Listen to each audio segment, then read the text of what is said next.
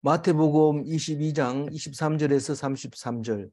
부활이 없다 하는 사두개인들이 그날 예수께 와서 물어 이르되,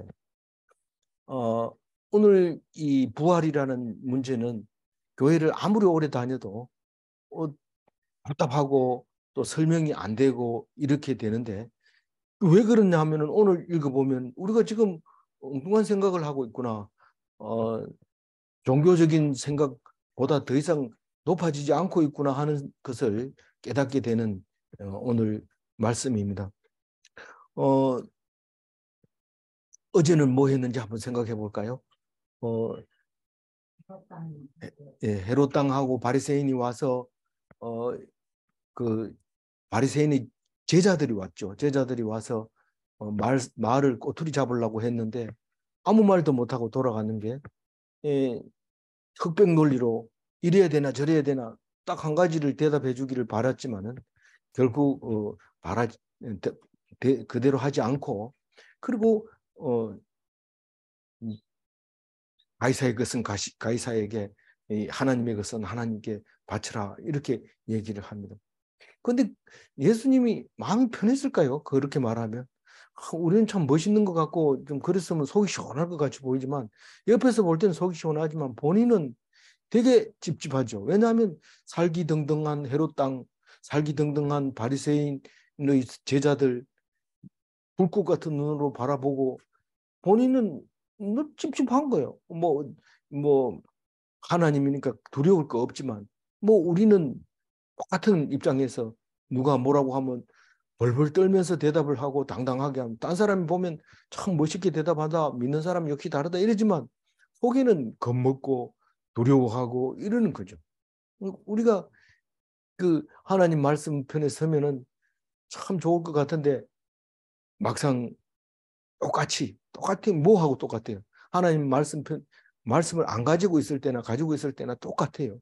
그러나 딱 한 가지는, 분명히 하나님은 내 편이다. 그리고 나를 위하여 나아갈 길을 열어주신다.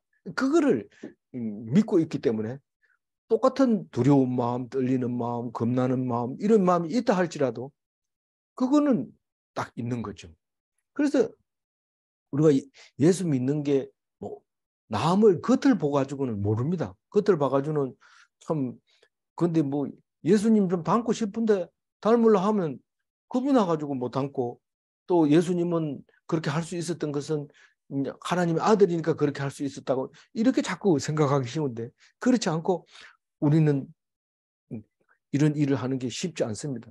그래서 바보처럼 가만히 있으라 이러니까 얼마나 괴로운지 아세요? 이렇게 물어보는데, 바보처럼 가만히 있는 게 어렵죠. 시킬 때까지 가만히 앉아 있으라 이러니까 그 어렵죠. 얼마나 어려운지 알아요? 이러면서 그냥 밥 주거든 얻어먹고 이러라니까, 내가 왜 얻어먹어야 돼요? 사실은 얻어먹어야 되지만은 이러면서, 얻어먹는 게 그렇게 쉬운 건 줄 아세요? 괴로워요. 이런데 그게 자기 십자가예요. 자기 십자가. 하나님이 주신 자기의 부담. 그래도 흔들리지 말아야죠. 만약 그것 때문에 죽는다면 그건 하나님이 주시는 상이죠. 큰 겁니다. 그래서 오늘 사두개인들이 부활이 없다 이렇게 하는 사두개인들은 노골적으로 하는데, 왜 노골적으로 할까요? 원래 모든 종교는 부활을 이야기합니다. 어떤 종교든지 사후세계가 어떻다는 것을 이야기를 하면서 얘기를 합니다. 그거 아니면 답이 없거든요. 그래서 유교도 조상님을 모시게 하는 그 있고 다 그런 게 있잖아요. 근데 불교도 극락 간다 그러고 윤회가 있다 그러고 사후세계가 있다고 이제 생각을 하고 있는데, 그건 종교는 뭐든지 다 있는 거예요. 그 유대교에도 그리스도교에도 있습니까? 당연히 있죠. 너희들이 나중에 어디로 가느냐, 천국 가느냐 이렇게 할 때, 근데 성경을 자세히 안 읽어보면 이 부활에 대해서 오해를 할 수가 있다는 거예요. 예수님이 직접 얘기하는 걸 들어보면 우리가 뭔가를 오해하고 있다는 사실을 알게 됩니다. 이 사두개인들은 우리하고 똑같은 겁니다. 똑같다는 게 뭐가 똑같냐면은 현실주의. 이 교회 가면은 밥이 안 나오죠. 근데 직장에 가면 점심 나오죠. 월급 나오죠. 그렇잖아요. 그게 이제 사두개인들은 오직 직장에 목을 매는 거고, 그 선지자나 이런 사람들은, 예언자들은 아무 일도 안 하고 말씀만 가지고 선포를 하고, 누가 주면 먹고 안 주면 굶고 그렇게 사는 거죠. 그러니까 옳고 그르고를 떠나서 현실에 안주해야 되니까, 살아야 되니까 할 수 없는 그 사람들이 사두개인들이, 쉽게 말하면 정치인들이죠. 정치인들은 지금 눈앞에 있는 이 기회를 놓치면 다시 그 기회를 잡을 수 없기 때문에 목숨 걸고 그거를 자리를 잡으려고 하는 거죠. 몸싸움도 하고 어거지도 쓰고 거짓말도 하고 그런 게 정치인인데, 이 사두개인은 정치인들입니다. 그러니까 맨 처음에는 모세 오경대로 하면은 사실은 부활이 없다가 말이 안 되거든요. 그렇지만 정치를 하다 보니까 부활이 있다고 하면 괴리가 생겨서 안 되는 거예요. 그래서 이게 없다고 공포를 하고 사두개파는 그렇게 말하고 있습니다. 그러니까 이해가 안 가는 건 안 되는 거예요. 이해가 가야만 일을 추진할 수 있는 거예요. 그게 현실주의인데 우리는 교회 다녀도 다 그렇습니다. 믿는다고 하지만은 그걸 진짜로 안 보이는 하나님이 있다고 그러고 막 속닥속닥 얘기하고 막 간절히 매달리고 이런 게 그렇게 많지 않단 말입니다. 뭐 물론 있겠지만. 그래서 이 사두개인들은 모세 오경을 가지고 유대인이라고 말하지만 사실은 신앙이 없는 사람들이에요. 이 사람들은 다윗 시대에 그 반역을 일으키지 않고 다윗의 편에 있었고, 특히 그 아들 솔로몬이 정권을 잡을 때 반대 세력이 많이 있었을 때 이 사독이 제사장으로서 자리를 지킴으로써 그때부터 사독 때 다윗 시대부터 지금까지 내려오면서 쭉 정치하고, 다시 말해서 왕하고 관계를 맺어서 오던 대제사장들, 그 사람들이 대제사장은 결국 왕이 임명을 하는 거예요. 그러니까 그 왕과 이렇게 결탁을 해서 그렇게 그 대제사장들을 유지해온 사람들의 모임이 사두개 당파가 되는 거예요. 파가 되는 거예요. 그래서 제사장도 대제사장도 있지만 대제사장을 지지하는 사람들도 있어서 그걸 바당이라고, 당파라고 얘기를 하고, 정치적으로는 정치적이면서 또 정치 중에서도 보수적이면서 또 특히 세속적이면서, 이 세속적인 문제에서는 늘 바리새파하고 대립을 하고 있었죠. 바리새파는 숫자도 많지만은 이 모세 오경뿐만 아니라 선지서라든가 다른 제서들을 다 성경으로 읽고 시편도 읽고 그렇게 함으로써 이제 그 민중들의 스승이 이죠. 그 지도자죠. 그게 바리새파들이고, 이 사두개는 정치만 관심이 있기 때문에 예수님하고 충돌할 일도 없어요. 그건 뭐 민중을 떠나서 자기들끼리 정치만 하고 있는, 우리가 정치하는 사람이 우리 대통령 찍어주기는 하지만은 대통령을 만나본 적이 있습니까? 없어요. 마찬가지로 이 사두개파들은 그런 사람들이에요. 그 안에서 결정을 하고 힘을 쓰고 하지만은 신앙하고는 관계없고 다만 유대인이다, 유대교다 이렇게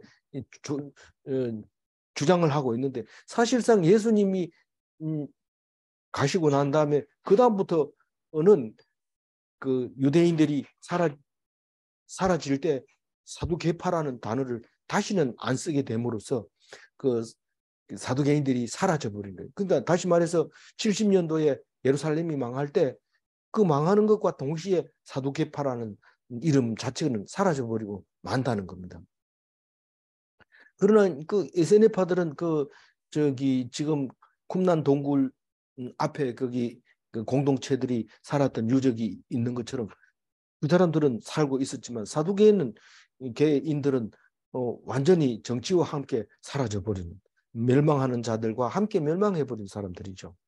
그 이때는 그 친로마가 사두개인들이죠. 그러니까 헤롯 왕가가 지금 친로마가 돼가지고 왕권을 계속 유지해 나가는 것을 함께 연합을 해가지고 그 사람들 편에 서 있었던 사람들이 사두개인들입니다. 그러니까 이 사람들은 천사도 부활도 영도 인정하지 않습니다. 오직 내가 제사장 자리를 지키느냐, 우리 헤롯이 왕을 하느냐, 통치를 하느냐, 이 총독 이거 말고 헤롯 왕가에서 우리를 통치해야 된다. 이렇게 생각하고 있으면서도 로마에게 빌붙어서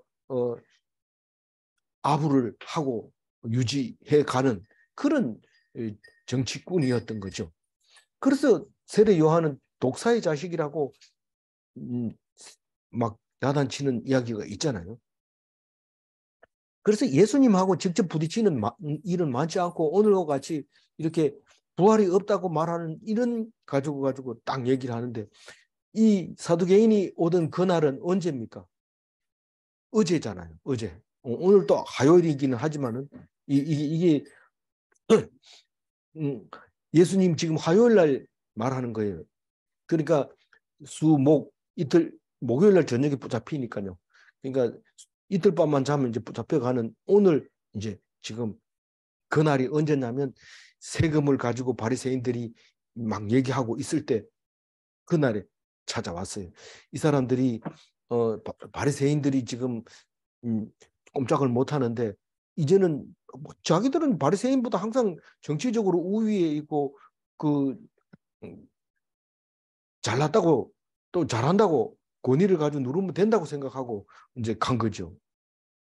찾아가가지고 예수한테 물어보는 거예요. 예수님한테 질문을 하는데 진짜 어리석은 질문이죠. 근데 이 어리석은 질문을 했기 때문에 우리를 대표해서 어리석은 질문을 한 겁니다. 우리가 질문을 해야 되는데 원래는. 근데 우매함을 모르고 질문하는 거예요. 내가 우매하다 질문하는 거 딱 들어보면 그 사람이 수준을 딱 알 수 있잖아요. 근데 본인은 잘났다고 생각하고 질문하는 거예요. 모든 질문 알고 질문하는 그 테스트하는 질문은 있긴 있어요. 있지만 이 사람들은 지금 모르고 질문하는 거예요. 그러면 배우려고 하느냐? 배우려고 하는 게 아니라 네가 대답 못할 거다. 자기가 못하니까 남도 못할 거라고 생각한 거예요. 대답을 못하리라 생각하고 교만하게 질문하는데 예수님이 볼 때 가소롭죠. 우리가 어제 시편 마지막에 읽었을 때 열왕들이 그렇게 예수님을 그 괴롭히고 못 살게 하려고 하지만 왕이 웃으시는 거예요. 너희들이 왜 쓸데없는 데다가 애를 쓰고 있느냐. 그런 얘기를 하죠.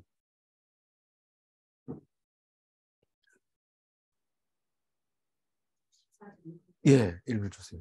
선생님이요, 모세가 일렀을 때 사람이 만일 자식이 없이 죽으면 그 동생이 그 아내에게 장가들어 흉을 위하여 상속자를 세울지니라 하였나요?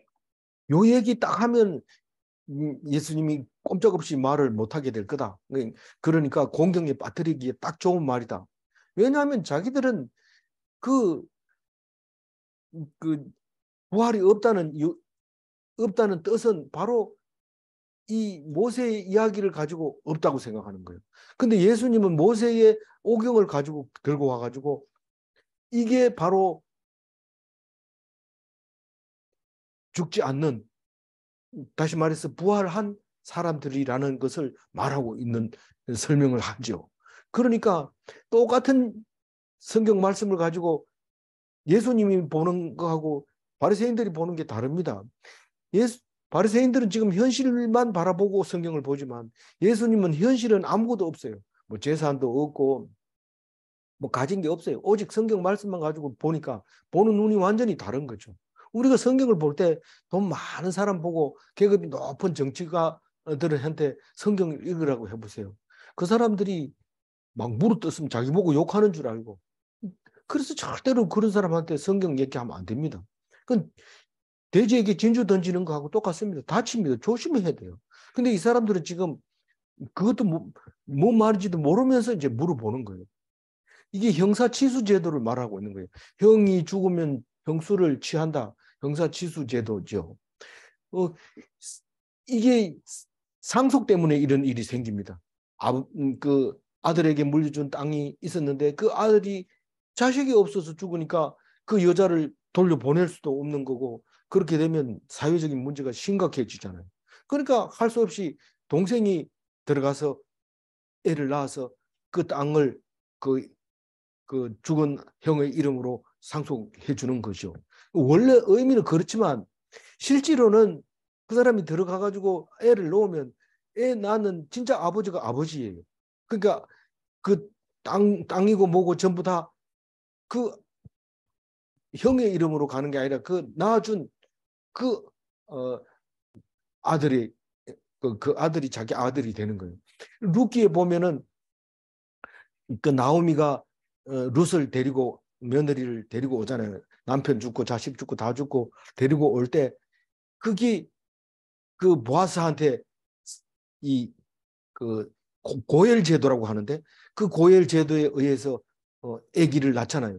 그 이름은 보아스의 아들로 되는 거예요. 그래서 예수님의 조상이 되잖아요. 그런 것처럼 말은 그 땅 때문에 그런다 하지만은 사실은 이게 죽은 자를 위해서 한 게 아니고 죽은 사람 이름을 위해서 하는 게 아니고 살아있는 사람 산 자를 위해서 한 법이라는 것을 알 수 있게 됩니다. 그래서 살아있는 게 중요하지 죽은 뒤에는 무슨 그 성경도 소용이 없어. 살아있을 때 성경 봐야 되는 거예요. 그래서 이 형사치수만 그런 게 아니고 히브리인들에게는 고엘 제도라고 해서 그 가까운 친척이 어려움을 당하면 그것을 제일 가까운 사람이 해결해 줘야 되는 그런 일이 있는 걸 고엘 제도라고 하는데 몇 가지가 있죠. 몇 가지가 있는데 제가 4가지를 적었는데 제일 먼저는 빚을 져서 종이 될 때 그때 가까운 이웃이 돈을 지불해서 종으로부터 가지 못하게 이렇게 해주는 게 있고 또 팔린 토지가 기간이 돼 가지고 그 희년이 돼 가지고 돌려받아야 되는데 돈이 없어서 못 돌려받거나 뭐 이렇게 될 때 또 그 가까운 사람이 돈으로 빚을 갚아서 회복시켜주는 경우가 있고요. 그 다음에 누구 사람이 살인이 됐을 때 그 가까운 사람이 그 피해 보복을 해줘야 되는 게 있고 오늘 말하는 형이 죽었을 때 자식이 없이 죽었을 때는 형수에게서 아기를 낳아줘야 되는 이런 것들이 고혈제도라고 하는 거죠. 그런데 그거를 읽어보면은 고혈제도에 대해서 분명하게 이 사람들은 모릅니다. 의미를 모르고 있습니다. 그런데 바리새인들은 이걸 갖다가 전부 현실에 맞도록 막 저기 정리를 해서 그 법을 만들어 놨죠. 다시 말해서 오늘 얘기하는 이 얘기하고는 이런 일이 안 생깁니다. 뭐 7명까지 죽일 수 있는 그런 여자는 없습니다. 그런데 그, 그 바리새인들은 두 번째 동생이 들어가서 죽으면 세 번째 동생은 거기에 그 형수한테 안 들어가도 된다. 이런 그 실질적인 유대의 전례에 그렇게 책임이 면제되는 이야기가 나오기 때문에 이런 일은 안 생기지만 바리새인들, 사두개인들은 지금 억지를 쓰고 있고 그거를 강조하기 위해서 7명이 그렇게 했다. 그 얘기를 하고 있습니다. 25절부터 25, 26, 27 연거푸 읽어보죠. 우리 중에 지명제가 있었는데 마지가 장가 들었다가 죽어 상속자가 없으므로 그 아내를 그 동생에게 물려주고 그 둘째와 셋째로 7째까지 그렇게 하다가 최후에 그 여자도 죽었나이다. 그런즉 그들이 다 그를 취하였으니 구할 때에 7 중에 누구의 아내가 돼? 예, 그러니까 7명까지 그 얘기를 합니다. 뭐 강조하는 거죠. 강조. 28절 읽어볼까요? 그런즉 그들이 다 그를 취하였으니 구할 때 7 중에 누구의 아내가 되기? 이 질문 자체가 뭡니까? 사후 세계가 어떻게 되는지 말하라는 거죠. 이게 사후 세계를 얘기하는 거 아니냐? 그러니까 사후 세계에는 누구하고 결혼하느냐? 이런 얘기를 하고 있는 거죠. 그러니까 부활을 안 믿는 사람에게 이게 이해가 갈 수 없어요. 이거 보통 문제가 아닌 거예요. 그래서 종교적인 모든 종교는 다 부활을 믿는데 이 부활 자체를 그 자체를 거부하면 그건 현실주의이기 때문에 사실 종교 얘기를 할 자격이 안 됩니다. 그러나 종교를 가지고 정치에 가담하고 그러니까 정경유착이 아니고 저기 뭡니까 교회와 정치가 유착이 돼서 가는 거기 때문에 교회는 썩을 수밖에 없는 거예요. 이 사람들은 그 바리새인들한테 늘 인간 취급을 못하고 있어요. 그래서 그 우리나라 사람들도 정치인들은 사람 될 확률이 없다 이런 얘기까지 나오잖아요. 마찬가지 똑같은 거예요. 그래서 그런데 기독인은 그 다른 건 다 몰라도 믿음으로 부활한다. 믿음으로 구원 얻는다. 그만큼은 확실히 알고 있어요. 그만큼은. 그래서 우리는 이해가 안 가더라도 믿음으로 그냥 구원받는다. 이 사실은 알고 있어요. 그래서 이게 읽어져야 돼요. 이 글씨가 읽어져야 돼요. 29절 한번 읽어보면. 예수께서 대답하여 이르시되 너희가 성경도 하나님의 능력도 알지 못하는 거로 오해하여. 이 사람들은 성경을 안 읽어요. 그냥 모세 오경이 성경이다. 우리는 그거 믿는다. 거기 나온 거를 따른다. 이렇게 얘기하고 의미도 모르고 그냥 줄줄줄 읽고 필요할 때 인용하기도 하고 그렇게 하는 거죠. 근데 하나님의 능력을 체험 한번 본 적이 없어요. 하나님의 능력은 언제 나오냐면 우리가 힘들고 어려울 때 고통스러울 때 하나님이 도와주시는데 이 사람들은 어려우면은 대제사장 찾아가고 또 헤롯 찾아가고 또 가이사 찾아가고 그렇게 하기 때문에 문제 자체가 해결 안 되는 게 없어요. 하나님의 능력을 알 수가 없어요. 경험해 본 적이 없어요. 그러니 당연히 오해할 수밖에 없는 거죠. 그러나 우리는 압니다. 우리는 압니다. 하나님을 경험하고 고통 속에서도 하나님이 계시고 있다는 것을 압니다. 그래서 그건 누가 아느냐? 내가 경험했는 나밖에 모릅니다. 그래서 오직 지금의 믿음이 중요하고 오직 나의 믿음이 중요합니다. 그러니까 지금과 나가 이 부활을 만들어내고 구원을 만들어낸다는 사실을 알아야 됩니다. 나중에 안 믿으면 그때는 하나님이 있다가 없다가 막 일어나 이런데 나중에는 생각하면 안 됩니다. 나중에 안 믿을까 봐 걱정이 되면 오늘은 안 믿고 있는 거기 때문에 그런 말을 하면 안 믿는다는 뜻이죠. 그러니까 그리고 남의 하나님이 아니고 나의 하나님. 뒤에 얘기가 그 얘기입니다. 아브라함과 이삭과 야곱의 하나님이 나의 하나님이에요. 딴 사람의 하나님. 다른 사람 믿는지 안 믿는지 우리는 믿을 말을 못해. 말 자체가 안 통하는데 어떻게 그게 믿을 수가 판단할 수 있겠어요. 그러니까 우리는 나의 믿음이 그와 같아야 된다. 아브라함과 이삭과 야곱과 같아야 된다는 겁니다. 30절 읽어볼까요? 구할 때에는 장가도 아니가고 시집도 아니가고 하늘에 있는 천사들과 같더니라. 네. 그러니까 성경을 안 읽으니까 알지도 못하고 하나님 어려운 점이 없으니까 하나님의 능력도 모르는 믿음의 능력을 경험해보지 못한 이 사람들에게 부활을 얘기하니까 그때 가면 장가도 시집도 안 가고 그건 참 천사처럼 되는 거예요. 천사는 장가 시집 안 갑니다. 그리고 밥도 안 먹어요. 그리고 죽지도 않아요. 그게 천사인데 그게 부활체라고 그러면서 다른 말로 이제 뭐 신학적으로 얘기하는 사람은 완전 영체의 형체로 바뀐다. 이렇게 얘기를 하고 있는데 그냥 우리가 예수님 말씀하신 그대로 천사들과 같이 된다. 그렇게 생각하면 돼요. 그렇게 생각하면 된다. 이러니까 우리가 생각하기에 유교도 그러니까 그 천사처럼 된 그 조상 아버지께서 오셔가지고 먹을 수 있도록 밥을 해놓고 전병규 신위 이래 써가지고 그 앞에서 절하고 이런 게 틀린 건 아니네요. 틀린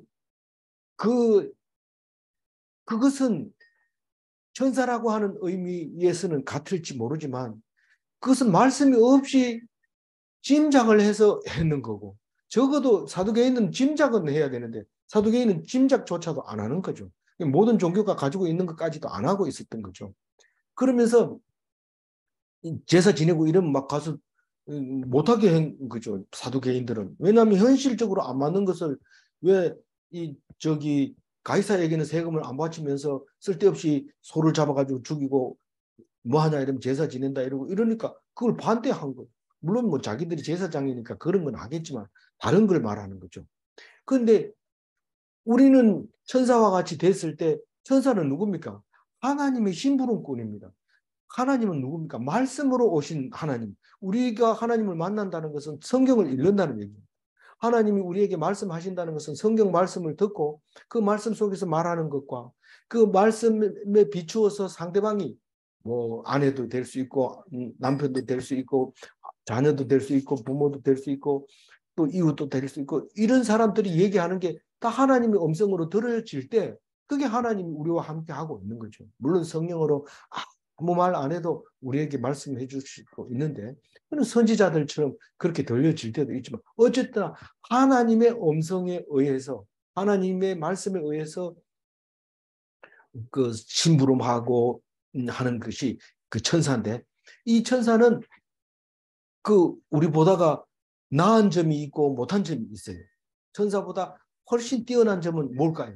히브리서 1장 4절에 나와 있습니다. 한번 읽어볼까요? 그가 천사보다 훨씬 뛰어남은 그들보다 더 아름다운 이름을 기업으로 얻으십니다. 그러니까 이 그 하나 천사는 아무리 이 훌륭한 천사, 뭐 가브리엘, 미가엘 이런 천사들은 하나님의 아들이라는 말을 하지 않습니다. 그건 심부름꾼이에요. 예. 그래서 하나님의 아들이라는 이름, 그 하나님의 기업이 된 그 이름 때문에 뛰어난 거죠. 그거는 뭐 천사들이 부러워하는 거죠. 천사들도 우리를 부러워하는 거예요. 그런데 못한 게 있는데 그게 히브리서 2장 7절에 나와 있어요. 읽어봅니다. 그를 잠시 동안 천사보다 못하게 하시며 영광과 존귀로 관을 씌우십니다. 근데 천사보다 못하는 게 죽음입니다. 잠시 동안 사탄의 공중권세 잡은 자들의 세력에 의해서 죽게 되는 그게 천사보다 못한 건데 잠시 동안만 그렇게 하고 오히려 그렇게 해서 죽음으로써 다시 사는 영광과 존귀함을 얻을 수 있다는 거죠. 그러니까 우리가 공짜로 얻는 영광과 존귀는 없어요. 그래도 조금 못한 게 있어야지 얻는데 그게 바로 잠시 동안 있는 죽음이라고 하는 그 과정을 말하고 있는 겁니다. 예수님이 십자가에 달려 무덤에 들어갈 때까지는 천사보다 못했죠. 그러나 다시 부활함으로써 영광과 존귀의 관을 쓰게 되는 말을 하게 되는 겁니다. 그런데 31절 읽어보세요. 죽은 자의 부활을 원할진대 하나님이 너희에게 말씀하신다. 죽은 자의 부활을 원할진대 이 말은 죽었는데 다시 살아나는 걸 말하잖아요. 그거를 얘기를 하는데 그건 너희들의 생각에는 죽은 뒤에 어떻게 됩니까? 이렇게 물어보는데 그렇게 물어보는 자체가 잘못됐다는 거예요. 죽은 뒤에 어떻게 되는 데가 아니라 죽은 자에게는 부활이 없다는 거예요. 산 자에게는 부활이 있다는 거예요. 무슨 말이냐면 죽어버렸으면은 거기에 대해서 다시 사는 이야기를 할 수가 없다는 거예요. 죽은 자는 부활이 없어요. 죽은 자에게는 신앙도 없고 아무것도 없어요. 살아있을 때만 믿음이 있고 그 믿음으로 말미암아 부활을 믿는 거죠. 그 믿음이 부활을 믿는 거죠. 다시 사는 걸 믿는 거죠. 근데 그게 어디에 성경에 나옵니까? 이런데 성경이 어디에 나오냐 하면 32절에 그렇게 설명합니다. 읽어봅니다. 나는 아브라함의 하나님이요 이삭의 하나님이요 야곱의 하나님이로다 하신 것을 읽어보지 못하였느냐. 하나님은 죽은 자의 하나님이 아니요 살아있는 자의 하나님이십니다 하시니. 아브라함의 하나님이 나의 하나님, 이삭의 하나님이 나의 하나님, 야곱의 하나님이 나의 하나님이라고 가르쳐주고 있습니다. 우리가 믿는 하나님이 누구냐? 이삭의 하나님이고 아브라함의 하나님이고 야곱의 하나님이다. 그 말입니다. 그러면 그게 무슨 말이냐? 야곱이 죽고 이삭 하나님이 아브라함이 살아있고 하나님이 살아있고 이삭이 살아있고 야곱이 살아있고 하나님이 살아있고 나도 그 하나님을 믿는 나도 살아있다. 이런 말입니다. 어떻게 그게 그 말이 되냐? 그 말이 아니잖아. 이렇게 말할지 모르지만은 살아있는 아브라함의 하나님. 아브라함이 죽었다면 이런 얘기 할 필요가 없다는 거죠. 살아서 움직이는 하나님 아들. 그 하나님의 아들이 하나님하고 똑같아요. 하나님이 안 죽는 것처럼 그 아들도 안 죽어요. 만약에 죽는다면 니하고 내하고 다른데 왜 나보고 아버지라고 부르냐? 이렇게 만약에 믿음이 없다면 아버지라고 부르면 안 됩니다. 믿음이 있기 때문에 아버지라고 부르고 아버지라고 부르니까 안 죽는 거예요. 그래서 아브라함과 이삭과 야곱은 영원한 죽지 않는 하나님의 아들인 거예요. 그런데 무덤이 있는데요. 그건 어떻게 된 겁니까? 예수님이 십자가에 달려서 하늘로 가실 때 무덤이 열리고 많은 사람이 천국에 가는 것을 우리가 성경에서 읽었잖아요. 그 무덤이 그대로 있던데요. 우리는 그거하고 관계없습니다. 믿음이 그대로 있어도 이 천사와 같은 사람, 천사를 만들 때는 그게 소용이 없어요. 또 그걸 가지고 없으면 안 되지만 그걸 가지고 만드는 우리가 화장을 해도 먼지가 돼도 그것을 할 수 있다는 거예요. 그런 거는 걱정할 필요 없어요. 그래서 이것을 읽어보지 못하였느냐 이게 죽은 자의 하나님이 아니요 살아있는 자의 하나님이라고 하는 말씀이다. 그렇게 말하는 겁니다. 그래서 결론을 지으면 무슨 말이냐면 산자의 하나님이라는 뜻은 지금 나의 하나님을 말하는 거예요. 딴 사람 말하는 게 아니고 나중에 말하는 게 아니고 그전에 내가 하나님 안 믿었을 때의 하나님 그거하고 관계없이 오직 현재 나의 하나님을 말하는 겁니다. 그래서 이거를 기억나게 하려고 예배 마치면은 꼭 손을 들어 축복하면서 이제는 하나님의 자녀인 것을 공포를 하죠. 예수 하나님 목사님이 공포를 합니다. 그러니까 선포를 합니다. 제3인칭 명령어로 사용합니다. 있을지어다 이렇게 함으로써 하나님의 영이 우리에게 임해서 죽지 않는 삶을 살아가도록 그렇게 하시는 거죠. 그래서 살아있는 자에게만 믿음이 필요하고 죽은 자에게는 믿음이 필요 없어요. 있을 수도 없고. 그리고 죽지 않는 완전한 영체가 믿음으로 얻는 부활체라는 것을 알아야 되는 겁니다. 이런 말을 하니까 사람들이 어떨까요? 이거 많이 들어본 얘기일까요? 많이 들어본 얘기 아닙니다. 33절 읽어봅니다. 무리가 듣고 그의 가르침을 놀라운 하나님의 말씀. 그게 진리예요. 우리가 성경 속에 있는데 성경을 재해석해가지고 우리에게 이것은 이런 건데 너희들이 오해를 했다. 잘못 알고 있다. 그래서 너에게 짐이 되고 고통스럽고 눌려 살게 될 수밖에 없다. 그러니까 그것을 똑바로 의미를 알면 그게 진리가 되고 그 진리가 자유하게 되고 그리고 그것을 믿을 수밖에 없는 말씀이 된다.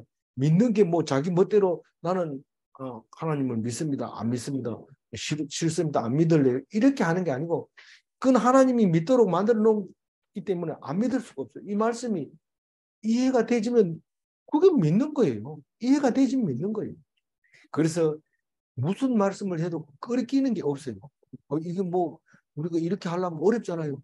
이웃을 어떻게 사랑해요? 이런데 예수님 와서 네가 사랑하는 사람이 이웃이다 이렇게 얘기하니까 문제가 확 풀려버리는 거예요. 뭐 전부 막 거꾸로 해석을 해버리니까.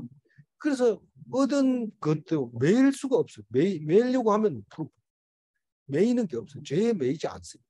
누가 뭘 해도 뻔뻔스러워 없어요.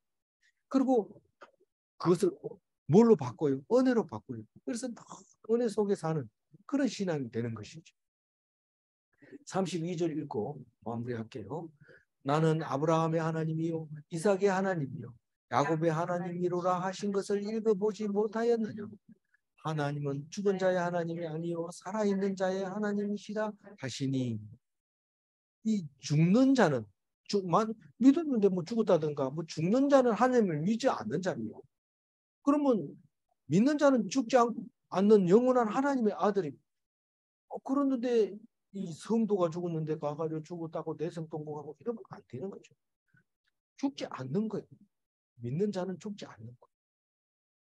문제입니다. 믿는 자인데 죽으면 믿지 않는 것인가? 이거를 그냥 마음을 안 열고 읽으면 문제 자체가 잘못됐다고 생각할지 모르지만 성경적으로 질문하고 있는 겁니다. 앞에 믿는 자는 무엇일까요? 그냥 나는 믿는다 이러면서 교회 다니는 사람 보고 얘기하는 겁니다. 그 사람 보고 그 사람이 만약에 죽었다 하면 그럼 믿지 않는 겁니다. 그럼 뭐 안 죽었다 하면 안 믿는 거죠. 그럼 뭐 어떻게 알아요? 그 장례식장에 가서 이 사람은 안 죽었습니다. 그러고 기뻐하고 찬양하고 노래하면 이 사람 역시 교회 다니는 사람 안 죽는구나. 이런 그 외부적으로 그렇게 평가할 수 있지만 대성통곡하면 그 사람은 안 믿었다는 증거를 나타내는 것이죠. 두 번째 질문은 종교 생활로 믿음을 알 수 없는가? 여러분 대답하시기 바랍니다. 종교 생활 가지고 믿는지 안 믿는지 알 수 있는지 없는지. 나만 알 수 있는 믿음, 현재의 믿음, 그건 나밖에 모릅니다. 나와 하나님 두 사람만 아는 문제니까 이 질문에 대한 대답을 할 수 있을 거라고 생각합니다. 아무쪼록 오늘 하루도 늘 질문 속에 이게 맞습니까? 아닙니까? 질문하면서 하루를 지내는 그리스도인이 되시기를 바랍니다. 기도하겠습니다. 하나님 감사합니다. 성경도 안 읽고 하나님 계심을 체험하지도 못한 사두개인들이 잘난 것처럼 정권을 가지고 있는 권력이 마치 사람의 인격을 가늠하는 것처럼 당당하게 예수님한테 질문했을 때 어리석음을 드러내는 질문이었고, 예수님의 대답을 듣고 아무 말도 못하고 쑥 들어가 버리는 이 사두개인처럼 어리석은 세상 지식을 자랑하지 말게 하시고, 세상 권력을 자랑하지 말게 하시고, 겸손히 낮아져서 오직 주님의 가르침만 귀 기울이며 주님의 능력을 힘입는 참된 그리스도인이 되게 하여 주옵소서. 오늘 또 말씀 주셔서 감사합니다. 하나님, 오늘 또 끝까지 하나님 안에 떠나지 않게 붙잡아 주시고 영생하는 삶을 살 수 있도록 도와주옵소서. 감사하옵고 우리 주 예수 그리스도 이름으로 기도 올리옵나이다. 아멘.